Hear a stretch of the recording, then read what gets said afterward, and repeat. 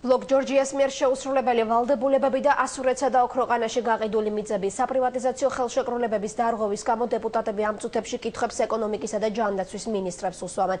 ანტიკრიზისული საბჭოს ხდომა ჯერისა ვარდასრულებულა ყველაზე დიდი პრეტენზია ქრისტიან დემოკრატებს ჩეხურ კომპანია ბლოკ ჯორჯიას მიმართ აქვთ, რომელსაც თბილისში საავადმყოფოები უნდა აეშენებინა. ქეთი ქაშაკაშვილი ადევნებს თვალს ხდომას, ქეთი რა კითხვები აქვთ კანონმდებლებს პოლოლიკაშვილისა და კვიტაშვილის მიმართ.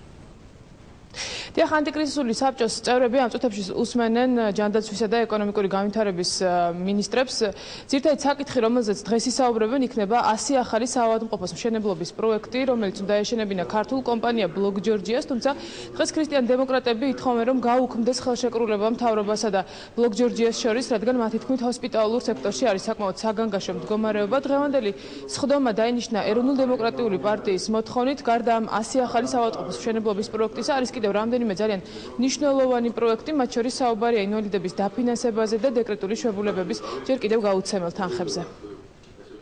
ყველაზე მნიშვნელოვანი ჩვენი მოთხოვნა არის ის, რომ ჩვენ ვთხოვთ ეკონომიკის სამინისტროსგან გაუქმდეს ბლოკ ჯორჯიასთან დადებული ხელშეკრულება და დაიწყოს ჰოსპიტალური სექტორის განვითარების ახალი ეტაპი, მთავრობამ უნდა წარმოადგენოს ახალი გეგმა. ქრისტიან დემოკრატებს გვაქვს ჩვენი რეკომენდაციები. ქართული დასი ითხოვს, რომ მინიმალური პენსია გახდეს 150 ლარი.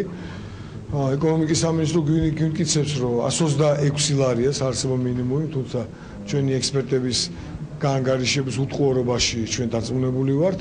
ამ თემაზე გვექნება საუბარი. ეს არის ჩემი პირველი ვიზიტი ანტიკრიზისულ საბჭოში და აქედან გამომდინარე ძალიან საინტერესოა მოვისმინე წევრების მოსაზრებები. ალბათ განვიხილავთ საერთოდ იმ შესრულებულ სამუშაოებს, რაც ამ ბოლო პერიოდში განხორციელდა და იმ გეგმებზე ვისაუბრებ, რაც მომავალში იქნება განსახორციელებელი. ანტიკრიზისული საბჭოს ხდომა ამ წუთებში გრძელდება, მიაღწევენ თუ არა კონკრეტულ საკითხებზე შეთანხმებას მთავრობის წევრები და დეპუტატები უკვე ხდომის დასრულების შემდეგ გახდება ცნობილი. მადლობა.